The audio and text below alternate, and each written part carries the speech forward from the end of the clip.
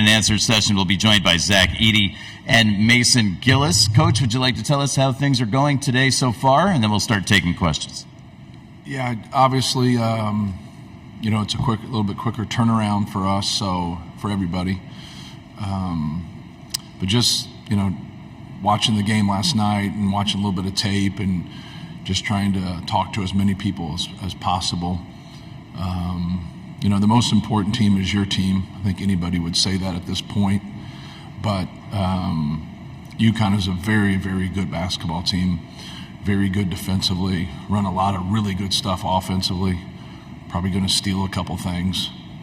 I'm going to steal a couple things for next year. But he's just done a phenomenal job, to win the national championship and then to be back in this position. I think there's a lot of things that come with ultimate success that's hard to do, what they've been able to do, and to be able to piece a team together and be able to compete and win multiple championships in their conference, in the tournament, and to keep that focus and the way they've won. There's been some teams that have hung in there with them and then they've separated from them, and there's been some other teams that have just gotten flat out blitzed. And so it's, you have to be on your P's and Q's. You got to take care of the basketball. You got to be able to rebound. You got to be able to be good in transition. If you take bad shots and you turn the ball over, you're in deep trouble. It's a quick 2 or a quick 3 for them. They're probably the best I've seen in a long, long time in being able to take your mistake and make you pay for it. At times when you make mistakes, other teams, they're probably going to make you pay, but it's just not automatic. It just seems once that happens, it's automatic. So you just can't have those type of turnovers and those types of bad shots. Then you got to be able to guard them. If you do those things, you got a chance. It doesn't guarantee success. You got a chance. But if you don't, you don't have a chance. Our first question, Coach, is going to come to the right side of the room. I think that's Brian under the cap. Hey, Matt. Brian Hamilton from The Athletic. In terms of personnel and roster construction, you look at you guys, Yukon, then go back to Kansas, Virginia, Villanova. What have we learned, or what should we have learned, wins and works these days? Right. I think everybody is in a different situation. I think the landscape is what it is, but I think first and foremost, can you recruit nationally? Can you recruit your area? Sometimes when you take a job, everybody always says, we're going to recruit our backyard.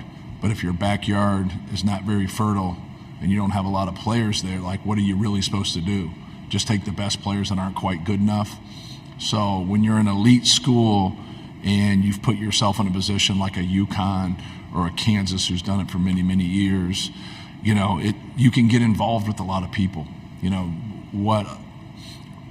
What we've been able to do, through our losses in recruiting is understand, who we can get and who we can't get, and then just be smarter about it. And then we've really recruited towards the production and the functionality of our system and what we're trying to do.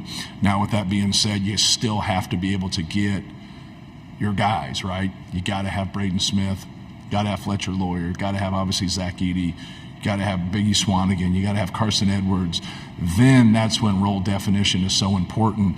So a lot of people that are picking out of the portal and doing that, they're trying to get the most talented guys if they're getting multiple guys. So if you say someone's got to get 6 or 7 guys, there's no way 6 or 7 guys are going to be successful. It's impossible, right?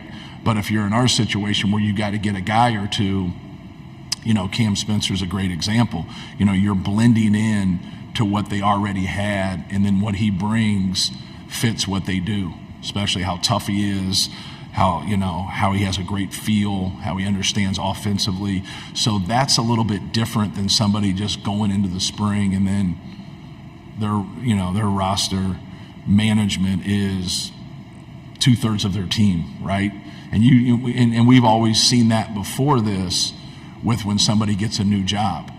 So now if you get a new job in this landscape, you could sign 13 people, right? And so that's a whole lot different. So it kind of depends on who you are, where you're at, who you can get, who you can't get.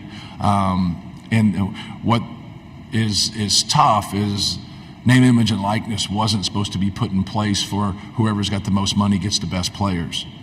But if you kind of want to be truthful about what's going on and the part of our business that stinks, that was happening before.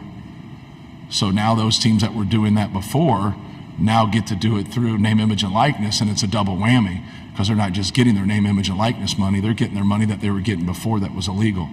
So the people that do it the right way, you know, you can get mad about it all you want, but you need to keep your focus on yourself. So that's what we've tried to do. Keep our focus on ourselves, and if that's what you want to do, like, good for you. We can still go get good basketball players, mesh them together, and have a good product. We have about 11 questions in the queue right now. Let's go up front to the left. Dan? Yeah, hey, Matt. Dan Wolken, USA Today. You know, as much as you have to talk about and live in and in some ways get defined by tough tournament losses, how do you as a coach, you know, sort of keep focus on just being good every year and the value in what your program has done year after year? Right. Just try to keep working. Try to be honest about your mistakes. Try to be honest about just everything. You know, it's an inexact science, you know, at times, especially from a recruiting standpoint. But, you know, learn from, you know, your tough losses and don't run from them and face them. And so that's what we've tried to do. You know, we've been to that second weekend a lot, but we haven't been able to get through it. We only got to the Elite Eight once before this. And so, you know, just keep plugging. You know, feel good about, like, what you're doing. Feel good about your convictions. And when it gets right down to the game, our tough losses the last 4 years, don't turn the basketball over. Don't go 4 for 22 from 3, or whatever those numbers are. Like, but I know this: if we don't turn the basketball over and we still go 4 for 22, or whatever those numbers exactly are, we're probably going to win those games. So, like, last night was an outlier game for us. You know, we had high level turnovers, but we went 10 for 25 from 3, and we still established Ross-Ade, even though he didn't have like an unbelievable game for him. You know, those numbers are very average, you know, for him. They're not average for everybody else. But yeah, just trying to do those things and, you know, stay functional in what we're doing. Second row, left side. Hey, Coach. Claire Hanna with TSN. I'm sure you're trying to keep a lot of consistency in your prep as you prepare for this game, but have you noticed a different energy or vibe from your players as you're on the verge of this national championship game? Not really. It's, you know, obviously it's a quick turnaround. So, like, when you're, you know, you go to your post-game meal, you know, you go to breakfast, you watch film, and here we are. So it's not a lot of time in terms of what we're doing. You know, they understand what we're up against. They understand we haven't played anybody like Yukon. They're not fools. We have cable where we're from. So, like, we're very familiar. I think that's the number one thing of, you know, not fearing your opponent, but respecting your opponent. We have a lot of respect for Yukon. They have great individual players. They have a great coach. And so understand it, like, absorb that, take that in. And, you know, that's where you have to start. But we've played great teams all year. And just like when we dive into their personnel, whether that's Gonzaga, whether that's Tennessee, whether that's Marquette, whether that's Illinois, Wisconsin, Michigan State, on down the line, you know, respect your opponent, respect those coaches, respect the players, understand how they've really beat people, how they've really dominated people. And I think the word dominate comes out with Yukon, right? They've dominated people. They haven't dominated like the bad teams. They've dominated some great teams. And then with that, how do they go about it and just study it? But it's easier to study and like look at than it is, you know, you got to be able to do your job. You got to be able to embrace the physicality, keep them out of transition, keep them off the glass, keep them out of their sets and what they want to do. You know, it's easy to watch and understand that, but it's very, very hard to do, and that's our challenge. Coach, we'll go to the right side, second row. Chris? Coach Chris Bennett with ESPN. We've talked about, like, what you learned after last year, getting better at the three, being more athletic, quicker. Would you be here today if you didn't have those scars from last year? And if someone had told you you're going to have to go through it in order to get to this place, right, would you have taken that deal? Yeah, to answer your last question, I think I think to get in this position, you would take it, right? You would say, hey, like, let's take that loss to get here. I'd prefer not to do that, though. The problem with a really tough loss when it ends your season is you don't have another game. Like when you blow a game on January 16th, you just play on January 21st. And you get that taste out of your mouth, you get it back, like you can. But when you have a loss at the end of the season, you have to sit in it and you have to take it. And some of that is healthy in a sense. It's why I try to keep, our players from going into coaching, because there's such a level of misery. There's so many good things, and I'm so glad I did it because of the relationships. But I don't like, you don't choose how you feel. I always compare it to dreams. Like, why is this person in my dream he shouldn't be here or whatever. You don't pick your dreams. Your dreams are your dreams, but we all understand some of our dreams are nightmares too. And you don't pick those either. And so that piece of it, of being able to have to go through it and feel that, I think helps you get on edge, helps you to be a little sharper. But I think you only need to do it once, though. We've done it multiple times. What was your first question again? I apologize. I don't think so. I think, when you make a statement like, would we be here without Zach Eady? No. Would you be here without Braden Smith? No. And as you start to trickle down as a coach, you realize the importance. I have two guys that didn't play for me last night, Caleb First and Ethan Morton, and they started for me the year before. And with their attitudes and the way they've handled things and the way they've been professional as young people, we wouldn't be here without them either. Like they're a big part of our team, and it pains me that they don't play. It's really hard for me as a person to do that because I want it to work for each individual. But at the end of the day, I have to make decisions that are best, for Purdue, and it's also best for circling around Zach and circling around Braden and our core guys and how they do it. We've really went to a more offensive front to where we're putting as much skill out on the court as possible. So I'm very appreciative of those guys, and just appreciative of the guys on our scout team. Like people that come to Purdue, they don't come to be on the scout team. They come to play. And then when you don't, and then you have to be on the scout team and you have to do those things, man, and to be able to swallow your pride and do it and try to help us, I have a lot of respect for that, and I appreciate those guys. Coach, we'll head up front. Gene? Hey, Matt, Gene Wong, The Washington Post. What similarities can you draw from the journey you're on compared to what Virginia did in 2019? Or do you look at it something different because each year and each team have their own unique story? No, I think that's actually an accurate narrative. Sometimes people will pick up narratives that out of thin air instead of doing their work. This is the right narrative. The thing I grab from it more than anything is just the humility of Tony Bennett and how he handled it with class. I think anytime you can take it, you got to be able to take it. When you're a little kid, that was always the line, you can dish it out, but you can't take it, right? That's the old saying. And we're all that way as young people. Like we can say whatever we want, but then it hurts when it comes back your way. But, use that in a positive spin. But more than anything, what stood out to me was when we had that loss, we joined that club with Virginia and Tony Bennett, and he had just gotten beat, I think, by Furman that day. And, you're at a low when you have tough losses like that. And for him to think of us and to think of me and to reach out to me on that day was, that was great. So from just a humanity standpoint, right, just like, there are some good people out there that are thinking about others even when they're down and out. And once again, it's not who you are, right? It's not who you are. It's what you do for a living. It means a whole lot, but it's not who you are, and try to keep that in perspective. Up front and center. C. Bartley, Boiler Upload Rivals. Matt, last year you talked a lot about how your team lost confidence. This season it seems to be the opposite regardless of results. There's been confidence after losses. What about your team this year? And then in regards to Braden yesterday, just what did you see from confidence in him and confidence in your team regardless of results? Well, I think, through confidence for us, I think a lot of that gets drawn from how people shoot the basketball, right? I think that's not necessarily how they play basketball, but how they shoot the basketball. And I think when you miss shots and you're used to making them and you turn the ball over and you're used to not, And that combination, I think that combination for Braden yesterday was really hard for him to take in. I thought our team did a good job, our staff did a good job of just keeping him positive. He's a big piece of what we do.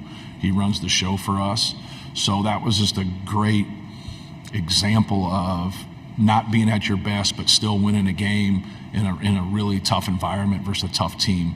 And so, you just stay with it. You just keep plugging, and you keep trying to help each other. And now, you step up and you have a good game, and maybe that other person is going to be somebody that was helping you the night before that you have to help. And, just the reciprocity of being a good teammate and being a good coach, and understanding that, you're going to have some failure, but sometimes you can build off of that failure and even have more success because of it.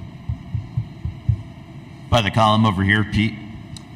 Matt, Pete Thamel from ESPN. I'm wondering if you could just give us a little X and O insight, compare and contrast on the big man matchup. It's obviously going to be one of the focuses of the game on Monday in terms of Donovan and Zach. And maybe as the second part, reflect a little bit on your philosophy of staying with recruiting and developing big men like Zach when the trends of the game clearly have kind of gone away from that. Right. Yeah. Just for us, it's circling the wagons around our best players. If that's Carson Edwards, so be it. When we came 0.3 of a second from going to a Final Four in that game, we didn't play post-up basketball. We tried to do as much stuff in space, and he was so good and dynamic that we let it rip. And people don't realize with that team that he really struggled at the end in the Big Ten, even though we won the Big Ten that year. We really struggled. We got beat in the first round of the Big Ten tournament. He didn't shoot well the last couple games of the season after really shooting well. And then going into the tournament, he became the darling of the tournament. His last 3 games, he made 10, 9, and 8 threes. But going in, we just felt we had a lot of makes coming our way. And it could go the other way, right? So we just tried to circle around our best guys. We've just had a lot of big guys. But we've still had some pretty dynamic guards, from Echuan Moore to Jaden Ivey to Carson Edwards. Obviously, we have good guards on this team. But just trying to play through them and their strengths and keep building off of that. The one thing I think that we do a better job than most people with it is we make them decision makers. Because if you're going to get the ball a lot, yesterday, like Zach had some turnovers. And now let's watch those turnovers. Let's look at it. Let's see what they're doing. Let's learn from that. No different than a point guard. Braden had some turnovers yesterday. So let's watch that and see, the mistakes that you're making, and then just grow from that. Because even when you start to have success in certain areas, it can still rear its ugly head. And great teams will, they will enhance that with their pressure or their size or their length. But, both players are really good. I think the important piece of it also is not to neglect who Yukon brings off the bench too. Because he's a really good player. Their backup is a really good player. He gets out in ball screen defense. He's active. He does a great job on his flip up dunks. They have a superb system. I love their system. I love what they do. They have purpose in what they do on both ends. But everybody defends on that team. You're not allowed to play, right? If you can't guard, you can't play. So it's like one of those deals, like old school. And but no, like Klingon is really good. He changes the game defensively, but offensively he's a good player too. He's just going to keep coming. He's going to be a fabulous player. He's got 15 to 20 years in front of him. But don't take anything away from other guys on that front line, because they're all good players. On the right side, Eddie. Hey, Coach, Eddie Pels with AP. I know you've heard you talk a lot about we're kind of more in an instant gratification world of college sports.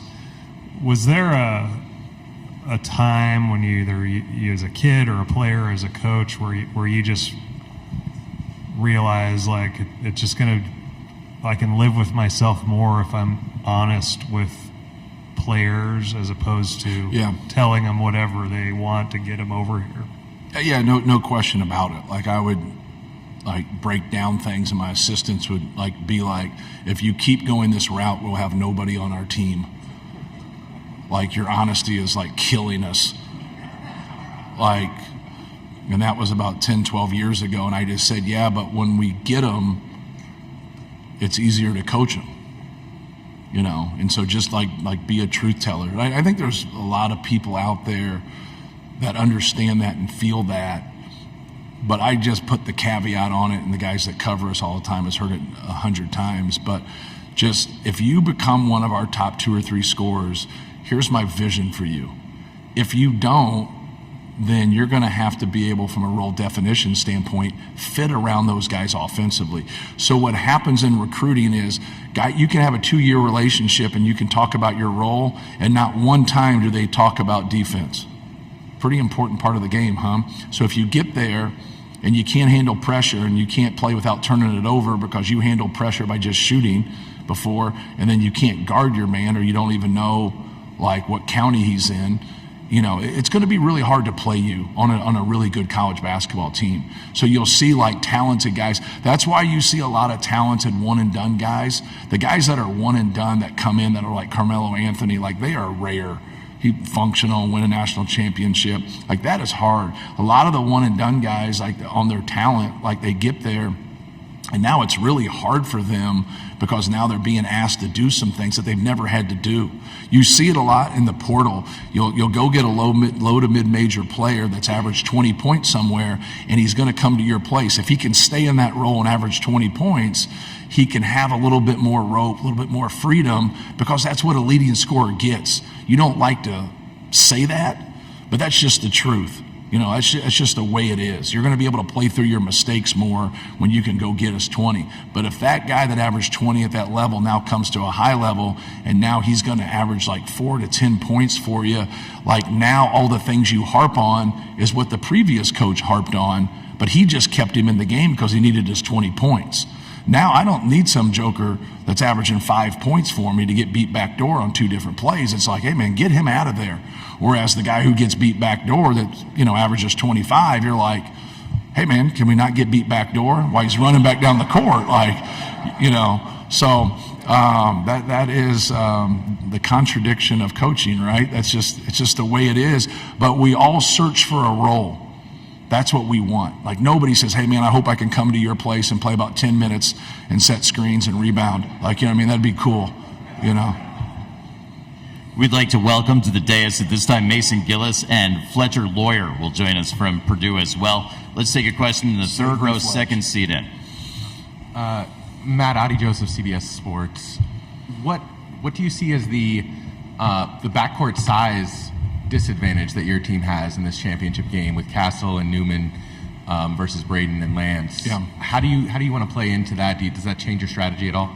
Yeah. Well, I think we have a disadvantage if they make poor decisions. I don't think it's a disadvantage if we make good decisions. They swarm you, they get into you, they make it difficult on you. Don't put yourself in difficult scenarios. Take care of the basketball, run our stuff, make good decisions. Those guys are really good at pressure, and Stephen Castle, on down the line, when they sub, they're good. Like all those guys can pressure, take care of the basketball, make good decisions, run what we've called, and stick with that. If we do those things, you'll have success. What they do a great job of is when blood's in the water. When you show weakness, or you turn your back on pressure, or you dribble in place, you leave your feet, you don't play on 2 feet, those guys are the best in the business. They will make you pay. And like I said earlier, that's 2 or 3 points at the other end of the court. So I think that's important for us, and that's our challenge. Just handle pressure, take care of the basketball, make good decisions, because they'll get into you, and they're solid, but they're just waiting for you to do something stupid. Don't do something stupid. Back left, Dana. Hold the microphone out, please, so Dana can take it. Thank you. Dana O'Neill at The Athletic. Matt, you talked about the turnovers. I guess, the glass half empty is that they turned it over, the glass half full as you got through it. Just the evolution of this team's composure this season, how has it worked out, and kind of where are they in it, do you think? Right. I thought we did a good job of kind of playing through it. We offset it by going 10 for 25 from 3. So you throw a 5 for 25 on top of that, you get beat. And that's where we've lost in the past. We've lost in the past because of high turnovers, high volume of threes, and low percentage. We can take a high volume of threes in a low percentage and then have 8 turnovers and still win a game. But we can't do the 3 for 23 and the 17 turnovers. That's a recipe for disaster. So they understand that. I've talked those numbers to them the whole season, but it's also the functionality of play. like being able to handle someone's pressure, being able to take care of the basketball. And, we had a couple elementary turnovers.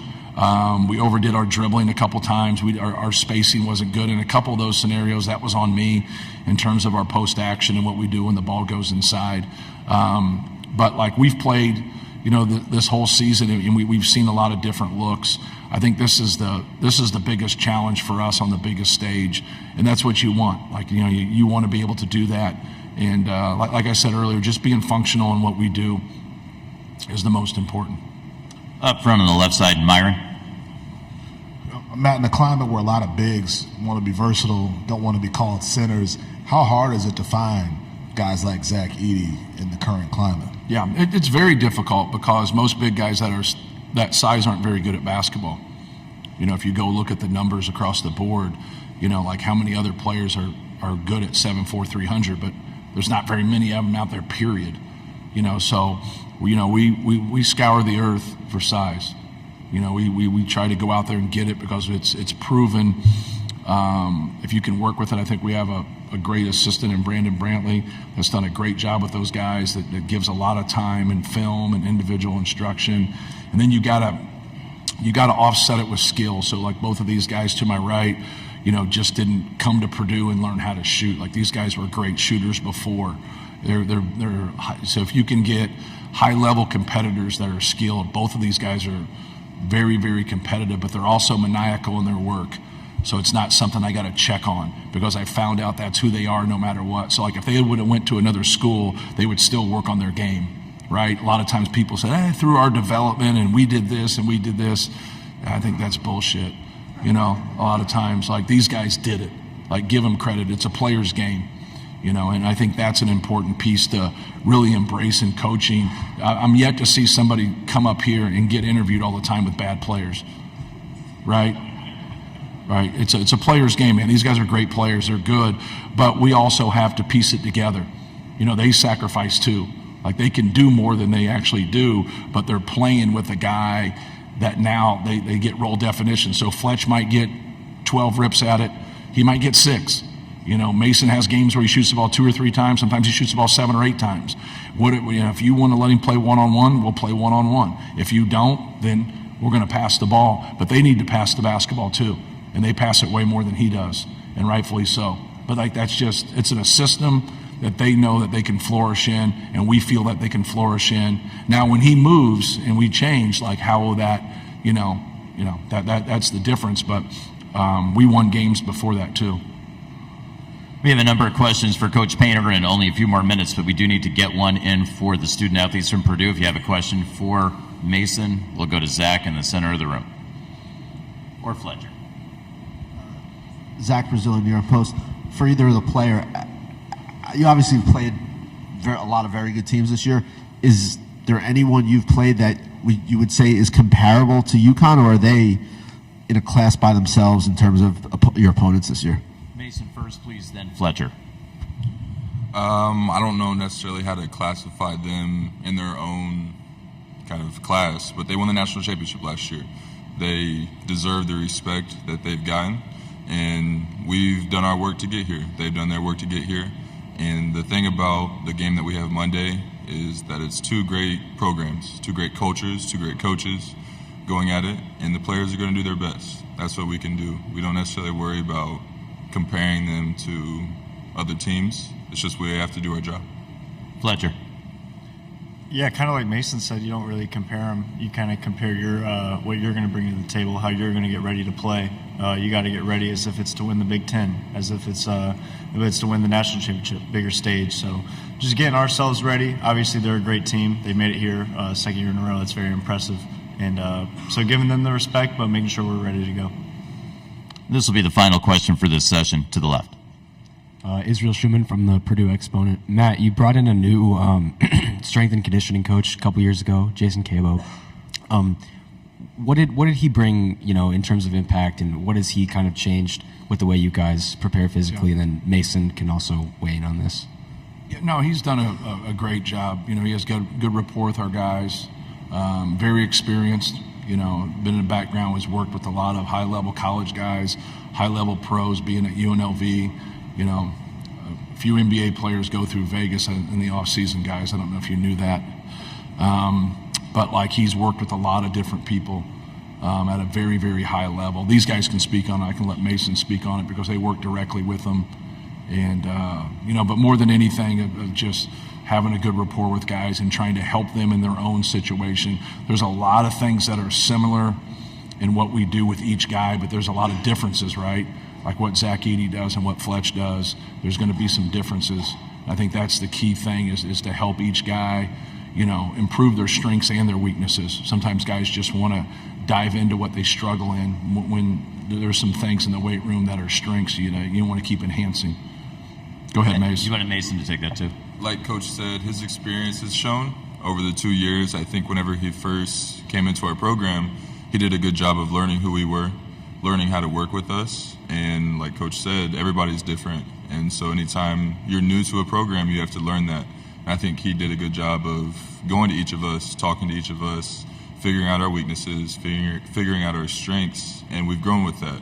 Over the course of the 2 years that he's been with us, he's really been able to isolate what Zach needs to do a couple days before the game to get him feeling the best. He has learned what I need to do, whether that's more on some days, less on some days, specific exercises and things like that. Like Coach talked about, he's been around. He's been through things, and it always helps when you've seen things personally. You can't compare anything to real life experience, and him bringing that into our culture, it just helps us grow. And he's a good guy too. He's able to converse with us outside of the locker room. He's had us over to his house to have food, and so he's done his best to get us here to the national championship. We'd like to thank Mason, Fletcher,